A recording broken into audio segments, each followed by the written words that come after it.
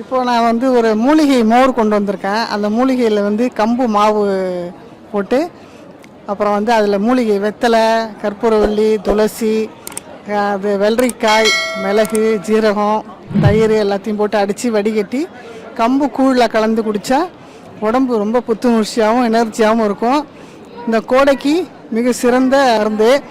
இதை டெய்லி நல்லா ஒரு பாட்டில் அடித்து குடிச்சிட்டு வந்தோம்னா உடம்பு நல்லா குளுமையாகவும் இருக்கும். சோர்வெல்லாம் வராது வெயிலுக்கு.